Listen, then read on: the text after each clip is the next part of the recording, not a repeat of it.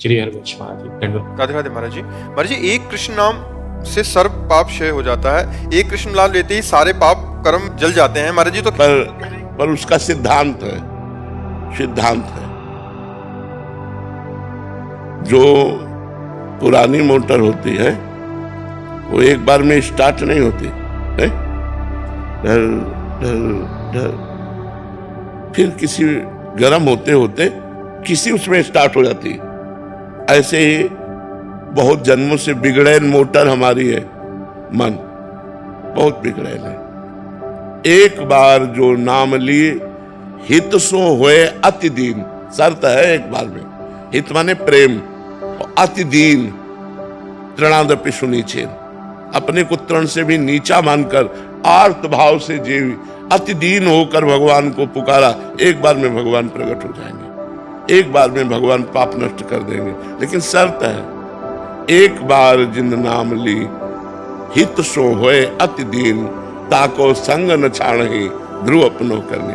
वो एक बार जब हम बहुत बार जपेंगे तो कभी न कभी वो एक बार वाला कनेक्शन आ जाएगा, हमारा काम बन जाएगा।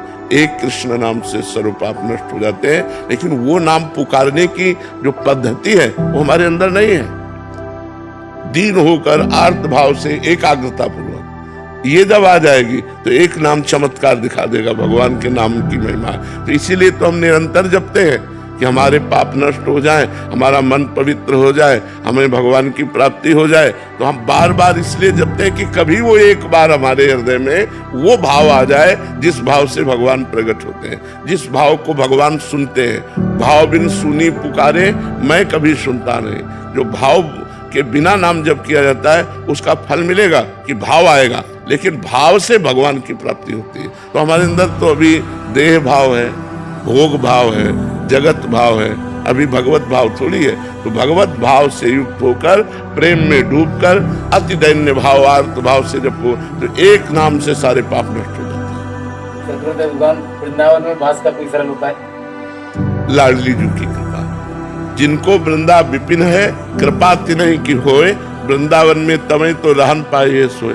रोजाना निवेदन कर रहे हैं आप? निवेदन एक अलग चीज होती है बच्चा, और आर्त भाव से रोना एक अलग चीज होता है। हम जब काशी से आए तो वृंदावन में हमारा कोई परिचय तो था नहीं, तो एक संत से मिले तो उनसे कहा अगर हमें 3 दिन वृंदावन रहने को मिल जाए तो हम दर्शन कर लें। बिहारी जी के नाम सुना था, कहाँ है बिहारी जी कुछ पता नहीं। तो उन्होंने एक जगह हमको रखा और जब यहाँ दर्शन किया, रास और कथा सुनी। उस समय बड़े सिद्ध महापुरुष थे मथुरा दास जी, वो भक्तमाल की चर्चा करते थे, बड़े सिद्ध, वाणी से अमृत टपकता उनकी। अब तो मन रम गया और जिस आश्रम में रखा वहां संत सेवा होती थी, तो वहां हटाने का कोई नाम नहीं था। तो 2-3 महीने व्यतीत हो गए, लेकिन वहां वातावरण जो था वो आश्रम का था और काशी में घाट में रहते एकांत वातावरण में, तो एकदम मन भागा कि एकांत मिलना चाहिए जिससे हम निरंतर भजन कर सके।